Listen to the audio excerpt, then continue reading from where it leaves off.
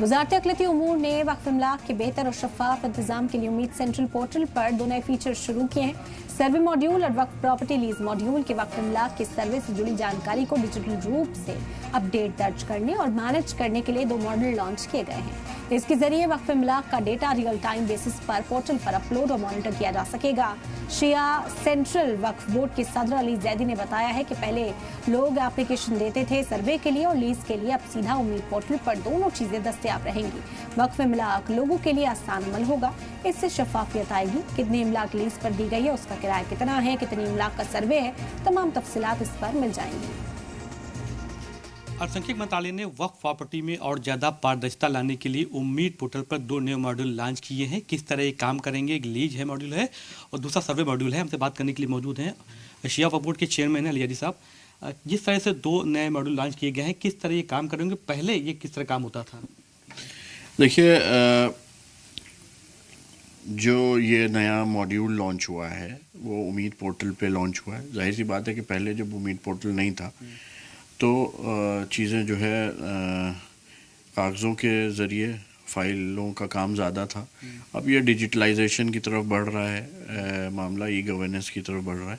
तो उसी के जो है क्रम में नया जो है लीज़ मॉड्यूल और सर्वे मॉड्यूल लॉन्च किया गया।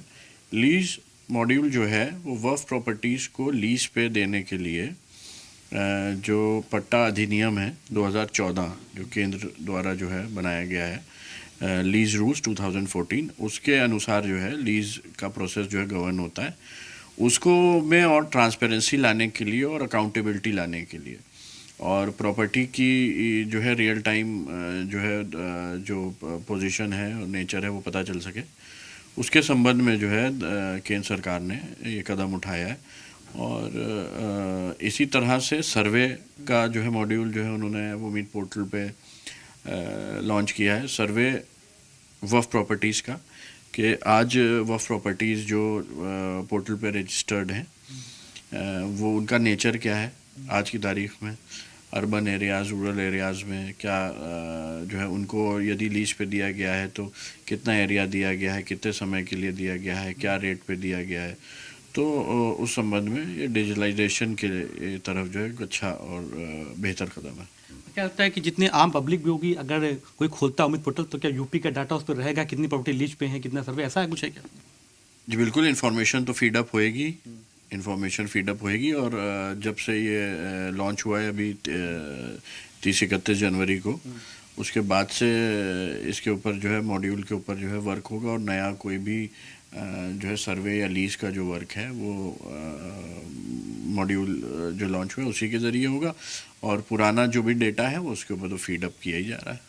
कितना फ़ायदा मिलेगा आम जनता को जो वक्फ की प्रॉपर्टी से जुड़े लोग हैं? और लगता है कि पारदर्शिता जो बात चल रही है इससे साफ तौर पर लोगों को आसानी भी रहेगी क्योंकि पोर्टल पर भर देंगे, आ जाएगा, राशन आसानी हो जाएगा। देखिए, वक्फ प्रॉपर्टीज़ का मुझे लगता है इसके ज़रिए जो है सबसे बड़ी चीज़ जो है कि वो एक ट्रांसपेरेंसी आएगी वक्फ प्रॉपर्टीज़ के संबंध में कि उनका इस्तेमाल किस तरह से हो रहा है। वो जिस लिए जो है क्रिएट की गई थी, वक्फ क्रिएट किए गए थे, प्रॉपर्टीज़ डोनेट की गई थी, वक्फ की गई थी, वो उस मकसद में इस्तेमाल हो रही है कि नहीं। दूसरी ये कि उसकी जो किराएदारी है वो मार्केट रेट पे है कि नहीं, कि किन्हीं लोगों को फेवर तो नहीं किया जा रहा है। बड़ी प्रॉपर्टीज़ या जिन प्रॉपर्टीज़ पे कब्ज़ा है वो इसके अंदर जो है आ जाएगा, दर्शाया जा सकेगा।